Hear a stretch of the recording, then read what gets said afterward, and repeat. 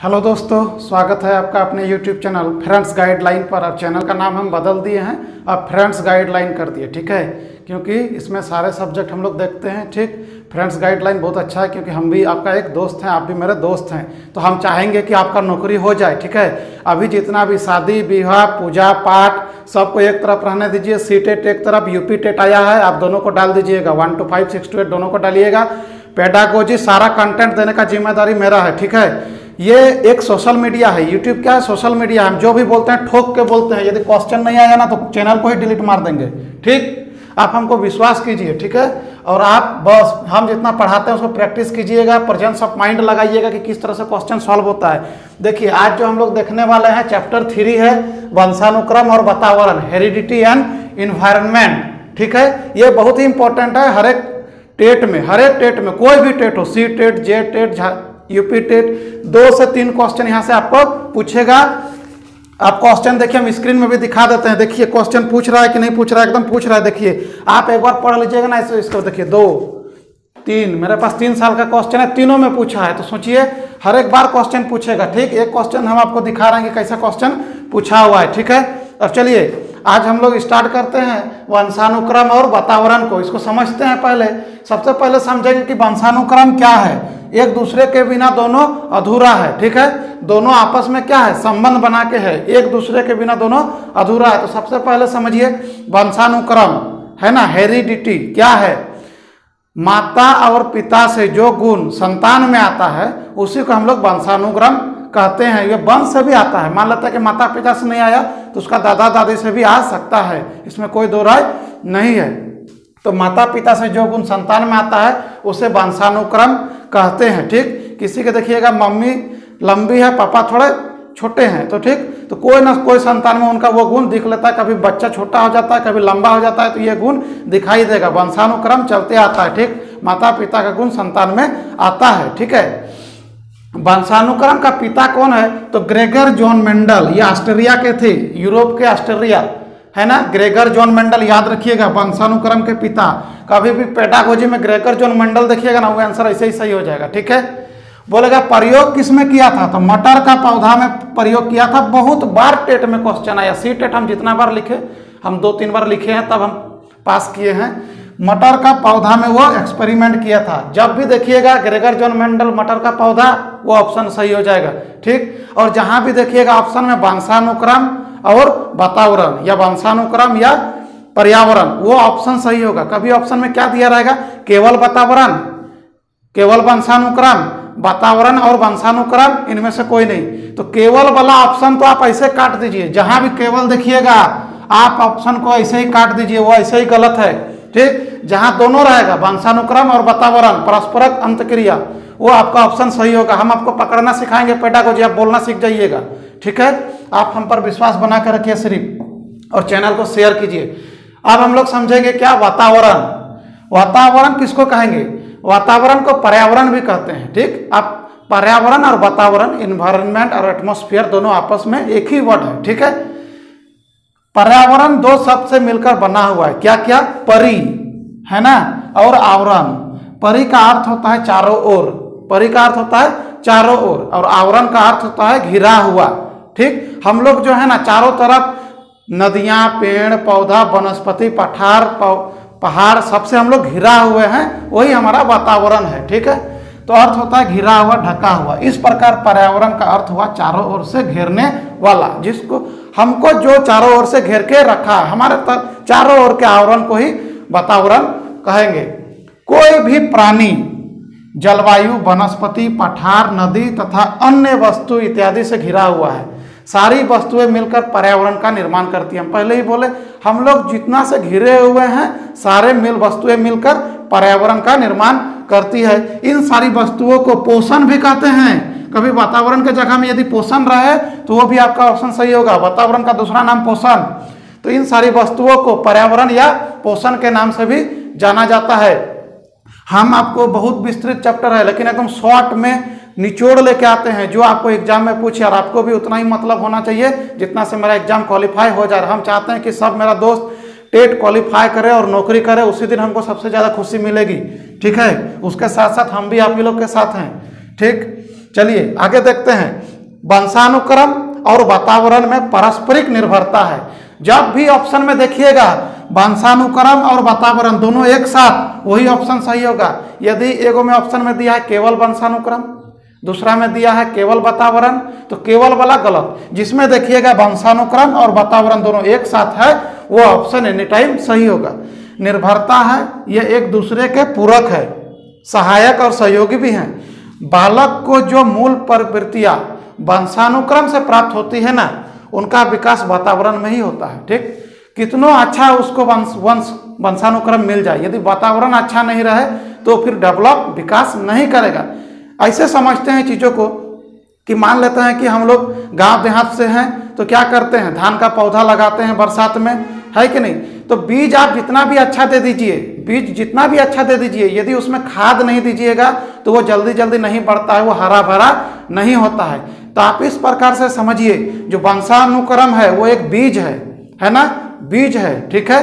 और जो वातावरण है वो उसके लिए क्या का काम करता है, खाद का काम करता है। तो दोनों एक दूसरे के पूरक है, दोनों एक दूसरे के बिना अधूरा है। याद रखिएगा, वंशानुक्रम मानव जीवन में एक बीज की तरह है, बीज है ना, बीजन की तरह है, और उसका बीज को मिलने वाला खाद है। ठीक है, बीज है, यदि खाद नहीं है तो काम नहीं होगा। तो इसको इस टाइप से समझ के रखिएगा, याद रखिएगा, वंशानुक्रम और वातावरण पारस्परिक निर्भर है। ठीक, एक क्वेश्चन हम आपको पढ़ते हैं और दिखाते हैं कि क्वेश्चन क्या था। व्यक्तिक विभिन्नताओं का प्राथमिक कारण क्या है, क्वेश्चन था व्यक्तिक विभिन्नता। कल बताए थे व्यक्तिक विभिन्नता। हमारा 15 साल का ही दो बच्चा है, कोई साइकिल चलाना जानता है, कोई मोटरसाइकिल चलाना जानता है, तो बोलता है क्या कारण है, तो बोलता है पर्यावरणीय प्रभाव। ठीक है, पर्यावरण प्रभाव भी ठीक होगा, ठीक, लेकिन देखिए पढ़ते जाइए। दूसरा नंबर में बोलता है आनुवंशिकता एवं पर्यावरण के बीच जटिल पारस्परिक क्रिया, 2 नंबर ऑप्शन।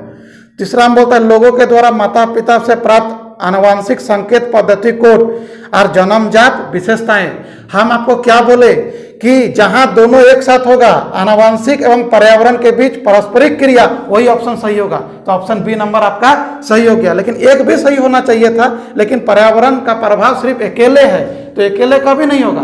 वंशानुक्रम और पर्यावरण दोनों साथ में रहेगा, तो ऑप्शन बी में ही देखिए दोनों साथ में है। आप क्वेश्चन निकाल के देख लीजिए, आप ऐसे ही पेडागोजी सही मारिएगा, चैलेंज है, ठोक के बोलते हैं। ठीक है, चलिए अब देखते हैं क्या कि बालक के विकास में वातावरण के प्रभाव का समर्थन कौन किया था। ये सब अपने आप में एक क्वेश्चन है, ये पूछा हुआ क्वेश्चन है, और ये सब आपको थोड़ा याद रखना चाहिए। ठीक है, क्योंकि कुछ कुछ जो विद्वान है बोल के गए हैं कुछ कुछ वर्ड को, उसको 2-4 को याद रखेंगे इससे, इस चैप्टर में। तो बालक के विकास में वातावरण के प्रभाव का समर्थन जो किए थे ना, उनका नाम था वाटसन, है ना। और वाटसन ये भी बोले थे कि तुम एक छोटा बच्चा हमको दे दो और तुम जो बोलेगा हम वही इसको बना देंगे। ठीक, बोलिएगा डॉक्टर बनाओ, डॉक्टर बना देंगे, इंजीनियर बनाओ, इंजीनियर, मैकेनिक, इलेक्ट्रिकल, जो बोलिएगा वही बना देंगे। तो ये क्वेश्चन आएगा कि आप हमें एक छोटा बच्चा दे दीजिए और हम इसे, आप जो बोलिएगा हम वही बना देंगे। ये कथन कौन कहा था, तो वाटसन कहा था। ठीक है, याद रखिएगा। मानव व्यक्तित्व माने मानव पर्सनैलिटी परिणाम है, तो हम क्या बोले थे, आनुवंशिकता और वातावरण की अंतःक्रिया, दोनों जहां में रहेगा वही ऑप्शन। ऑप्शन 1 में रहेगा आनुवंशिकता, ऑप्शन 2 में रहेगा वातावरण, ऑप्शन 3 में रहेगा आनुवंशिकता और वातावरण की अंतःक्रिया, और ऑप्शन 4 में रहेगा पर्यावरण।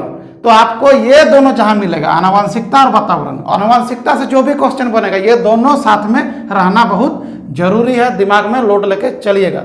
ठीक है, नेक्स्ट देखेंगे, वातावरण वह बाहरी शक्ति है जो हमें प्रभावित करती है। ये वर्ड कौन बोले थे, तो रॉस।